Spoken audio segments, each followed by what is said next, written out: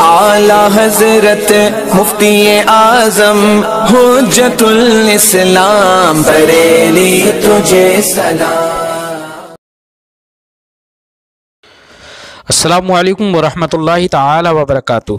مرکز اہل سنت جامعہ رضویہ منظر اسلام کے یوٹیوب چینل ہم سبق درس نظامی میں آپ کا خیر مقدم ہے۔ جنہوں نے اب تک ہمارے چینل کو سبسکرائب نہیں کیا ہے وہ ضرور سبسکرائب کر لیں اور گھنٹی بھی دبا دیں تاکہ ہر اپلوڈ کی نوٹیفیکیشن اور اطلاع آپ تک پہنچتی رہے۔ ساتھ ہی ساتھ اپنے ساتھیوں سے بھی شیئر کریں اور بات پسند آئے تو لائک بھی کیا کریں۔ آپ کے سامنے اب حضرت مولانا مفتی محمد قمر صاحب اصول الشاشی کا درس دیں گے، آپ حضرات اس کو بغور سماعت فرمائیں۔ بسم اللہ الرحمن الرحیم۔ فصل الاحکام الشرعیۃ تتعلق باسبابها وذلك لأن الوجوب غیب عنا فلا بد من علامة يعرف العبد بها وجوب الحکم وبهذا الاعتبار اضیف الاحکام الى الاسباب۔ یہاں سے مصنف علیہ الرحمہ ایک نئی فصل کا آغاز فرماتے ہیں۔ اس فصل کا محاصل یہ ہے کہ احکام شرعیہ یہ اپنے اسباب کے ساتھ متعلق ہوتے ہیں۔ احکام شرعیہ جو احکام شرعیہ ہیں وہ ہم پر واجب ہیں، تو واجب کیوں ہیں وہ؟ اس لیے کہ اللہ رب العزت نے ان کو ہم پر واجب فرمایا ہے۔ اللہ رب العزت کے واجب فرمانے سے وہ ہم پر واجب ہوئے ہیں۔ اللہ رب العزت کا فرمان ہے اقیم الصلاۃ، نماز قائم کرو، نماز واجب ہو گئی۔ کتب علیکم الصیام، تم پر روزے فرض کیے گئے، روزے کیا ہو گئے؟ واجب ہو گئے۔ تو اللہ رب العزت کے واجب فرمانے سے احکام شرعیہ ہم پر واجب ہوئے، لیکن کس حکم کو ہمیں کس وقت بجا لانا ہے؟ نماز کو کس وقت ہمیں ادا کرنا ہے؟ روزے کو کس وقت ہمیں ادا کرنا ہے؟ ٹھیک، یعنی کہ کس حکم کا تعلق کب ہوگا، اس بات سے ہم کیا ناشنا ہیں۔ اقیم الصلاۃ سے ہمیں اتنا پتہ چلا نماز قائم کرو، نماز قائم کرو، کس وقت قائم کرو یہ پتہ نہیں چلا۔ روزے فرض کیے گئے، ٹھیک، پتہ چل گیا روزے کیا فرض ہے، تو یہ خطاب خداوندی کی بنیاد پر احکام ہم پر کیا ہوئے؟ واجب ہوئے، لیکن وہ وجوب ہم سے کیا ہے؟ غائب ہے۔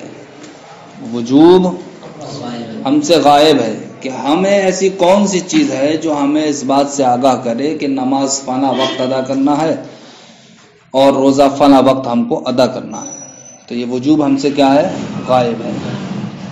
تو جب وجوب ہم سے غائب ہے اور احکام بھی ہم پر کیا لازم و ضروری ہیں، تو ہم کس طریقے سے ان احکام کو بجا لائیں گے بتاؤ؟ اب ضروری ہوا کوئی ایسی علامت، کوئی ایسی نشانی ہونا چاہیے کہ جس کی بنیاد پر بندہ جان لے حکم کے وجوب کو۔ ایسی علامت، ایسی نشانی ہونا چاہیے کہ جس کی وجہ سے بندہ جان لے حکم کے وجوب کو۔ تو اسی بنیاد پر جناب والا احکام کو کس کی جانب منسوب کر دیا؟ اسباب کی جانب منسوب کر دیا کہ بندہ سبب کو آسانی سے جانتا ہے، لہذا اب اس پر احکام شرعیہ جو لازم کیے گئے ہیں، واجب کیے گئے ہیں، ان کی ادائیگی میں اس کے لیے آسانی ہو جائے گی۔ اس لیے احکام شرعیہ متعلق کائے سے ہوتے ہیں؟ اسباب سے ہوتے ہیں۔ کائے سے؟ اسباب سے۔ کہتے ہیں احکام شرعیہ تتعلق، یہ متعلق ہوتے ہیں بے اسبابیہ، اپنے اسباب کے ساتھ۔ وذالک، یہ کیوں؟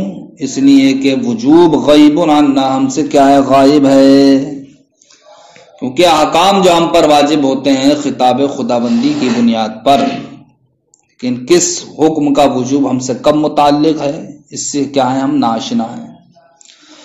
فلا بد من علامت، تو اب ضروری ہے جناب والا کسی ایسی علامت کا ہونا کہ یعرف العبد بها، کہ جس علامت کی بنیاد پر بندہ جان لے وجوب الحکمی، حکم کے وجوب کو۔ وبهذا الاعتبار، اسی اعتبار کی وجہ سے اضیف الاحکام، وہ احکام کو جناب والا اسباب کی جانب منسوب کر دیا جاتا ہے تاکہ بندہ حکم کے وجوب کو بآسانی جان سکے۔ تو اب ہمیں یہ پتہ چل گیا کہ جناب والا جو حکم ہم پر واجب ہوئے احکام شرع میں سے، ان کا تعلق کس سے ہے؟ سبب سے ہے۔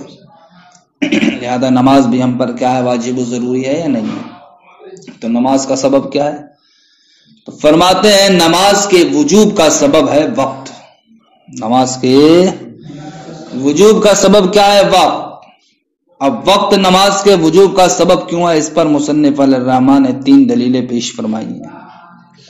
وقت نماز کا سبب ہے، اس کے سبب ہونے پر مصنف علیہ الرحمٰن نے 3 دلیلیں پیش فرمائی ہیں۔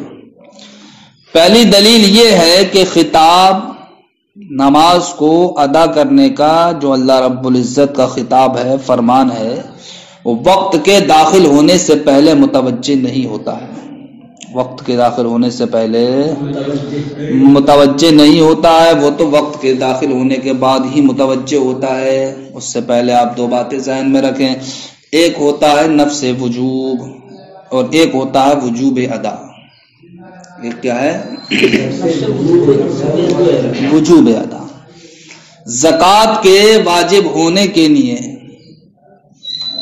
مال نصاب یہ کیا ہے؟ سبب ہے، لیکن کون سا سبب ہے؟ یہ نفس وجوب کا سبب ہے۔ لیکن ادائیگی کا سبب کون سی چیز ہے؟ ادائیگی کا سبب ہے حولان حول، سال کا گزر جانا۔ اور جب سال گزر جائے گی تو اب جناب والا زکوٰۃ کی ادائیگی آپ پر کیا ہو جائے گی؟ واجب ہو جائے گی۔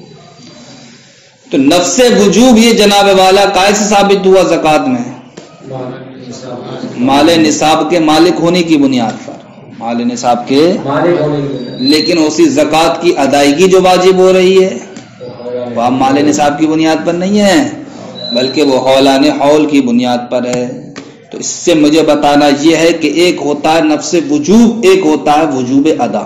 یہ دونوں کیا ہیں؟ علیحدہ علیحدہ چیزیں ہیں۔ ایک کیا ہے؟ نفس وجوب، اور دوسری چیز کیا ہے؟ وجوب ادا۔ ٹھیک، لہذا اب یہاں کیا کہا گیا کہ اللہ رب العزت کا جو خطاب متوجہ ہوتا ہے بندے کی جانب کہ نماز ادا کرو، اقیم الصلاۃ، نماز ادا کرو، تو یہ کب ہوتا ہے؟ وقت کے داخل ہونے کے بعد۔ وقت کے داخل ہونے سے پہلے یہ خطاب متوجہ نہیں ہوتا۔ فجر کی آپ پڑھ کے آ چکے ہیں، اب بتاؤ کہ خطاب خدا بندی اقیم الصلاۃ یہ ظہر کے نہیں ابھی سے آپ سے متوجہ ہے کیا؟ ظہر فرض ہو گئی آپ پر۔ کب ہوگا یہ خطاب متوجہ؟ جب ظہر کا وقت داخل ہوگا۔ تو پتہ چلا کہ خطاب خدا بندی جو نماز کی ادائیگی کے لیے بندے کی جانب متوجہ ہوتا ہے وہ کب ہوتا ہے؟ وقت کے داخل ہونے کے بعد، نہ کہ وقت کے داخل ہونے سے پہلے۔ وقت کے تو یہ تو ادائیگی کے لیے ہوا خطاب، کائے کے لیے؟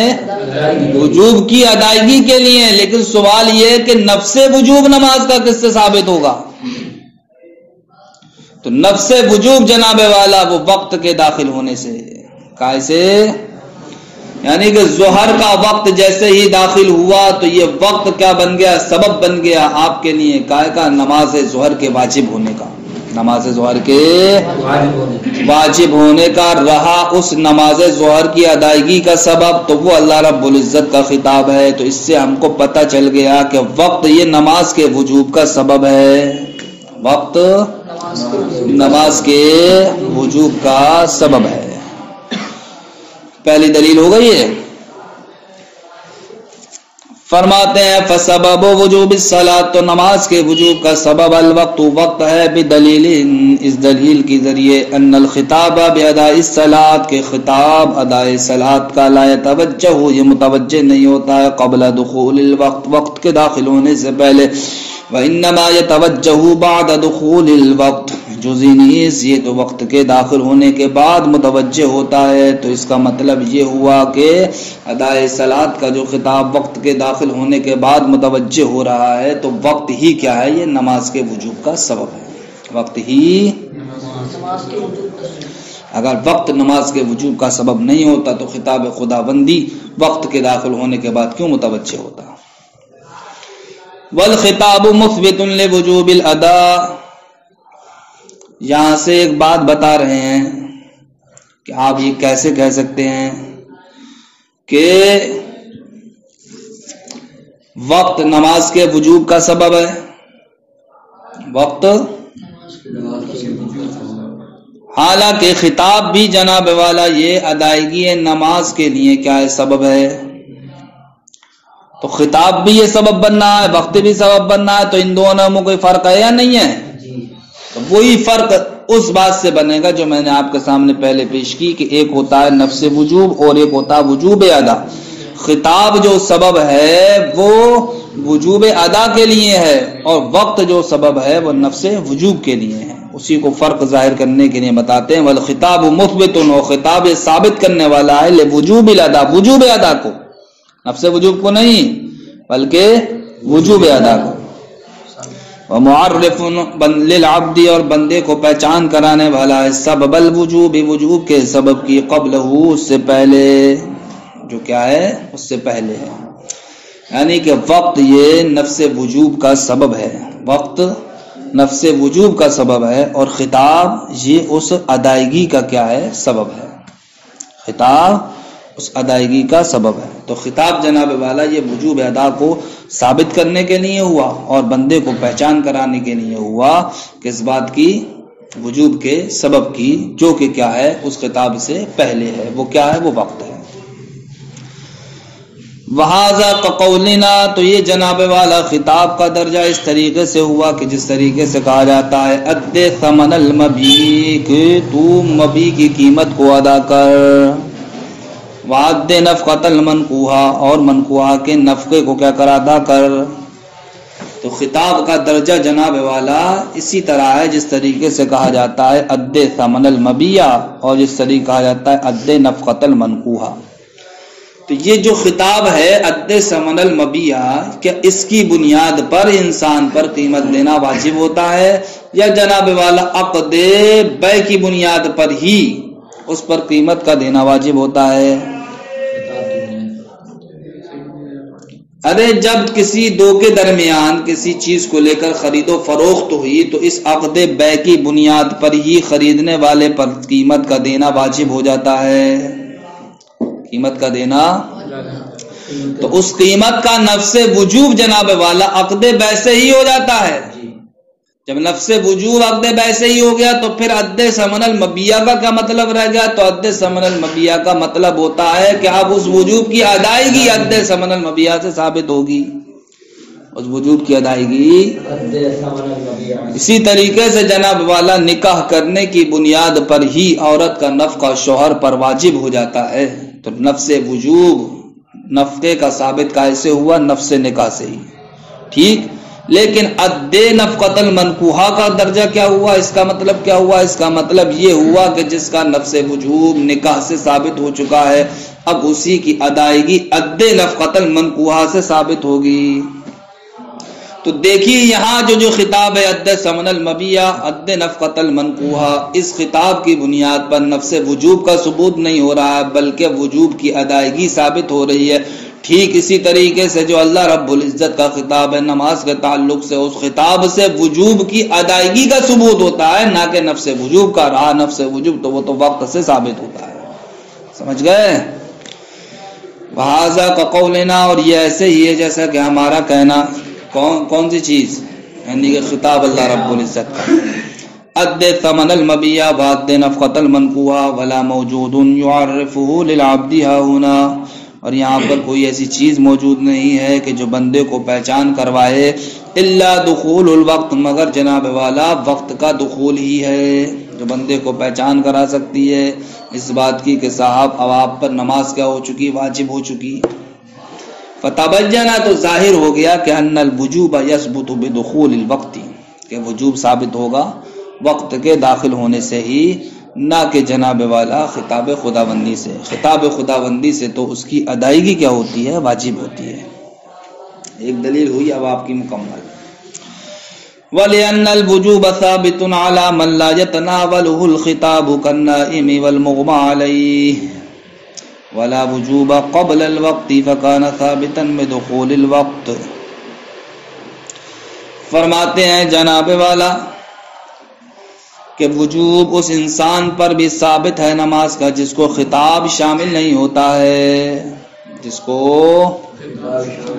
خطاب شامل کس کو نہیں ہوتا، جیسے کہ وہ انسان جو سو رہا ہے، سوتا ہوا اس کو کیا خطاب شامل ہوگا؟ یا انسان سو نہیں رہا لیکن اس پر بے ہوشی طاری ہے تو وہ بھی سونے والے کی طرح ہے۔ تو دیکھو نماز اس پر بھی واجب ہے جو سو رہا ہے، اور نماز اس پر بھی واجب ہے جو بے ہوشی حالت میں ہے، ٹھیک، حالانکہ خطاب اس کی جانب متوجہ نہیں ہوا۔ تو جب خطاب متوجہ نہیں ہوا تو پھر نماز واجب کیسے ہو گئی اس پر؟ جب نماز واجب ہو رہی ہے تو یہ اس بات کی دلیل ہے کہ نماز کے وجوب کا سبب خطاب نہیں ہے بلکہ کوئی اور سی چیز ہے، اب وہی چیز کیا ہے؟ وہ وقت ہے۔ یعنی اس سے بھی ثابت ہوتا ہے کہ جب وجوب ثابت ہوتا ہے اس انسان پر بھی کہ جس کو خطاب شامل نہیں ہوتا، لہذا یہ اس بات کی دلیل بن جائے گا کہ وقت ہی کیا ہے؟ نماز کے وجوب کا سبب ہے۔ وَلِأَنَّ الْوُجُوبَ، اور اس لیے کہ وجوب ثابت ہے عَلَى مَنْ لَا يَتَنَاوَلُهُ الْخِطَابُ، اس انسان پر بھی کہ جس کو خطاب شامل نہیں ہوتا ہے، كَالنَّائِمِ، جیسا کہ سونے والا، وَالْمُغْمَى عَلَيْهِ، اور جس پر بے ہوشی طاری ہو گئی ہو۔ وَلَا وُجُوبَ قَبْلَ الْوَقْتِ فَكَانَ ثَابِتًا بِدُخُولِ الْوَقْتِ، طرح حالے کہ جناب والا وقت سے پہلے وجوب نہیں ہے، وقت سے پہلے وجوب نہیں ہے تو فکان ثابتاً، تو اب ثابت ہو گیا، تو اب وہ وجوب جو ثابت ہوگا وہ بدخول الوقت کی وقت کے داخل ہونے سے، وقت کے داخل ہونے سے۔ ان دونوں دلیلوں سے یہ بات ثابت ہو گئی جناب والا کہ نماز کے وجوب کا سبب کیا ہے؟ وقت ہے، نماز کے وجوب کا سبب وقت ہے۔ میں نے آپ سے کہہ دیا کہ 3 دلیلیں ہیں لیکن ہیں کتنی؟ 2 دلیلیں۔ نماز کے لیے وقت سبب ہے، اس پر کتنی دلیل ہے مصنف علیہ الرحمٰن نے پیش کی ہیں؟ 2 پیش کی ہیں، سمجھ گئے؟ ان دونوں دلیلوں کو اچھی طریقے سے ذہن نشین کر لینا۔ السلام علیکم ورحمۃ اللہ۔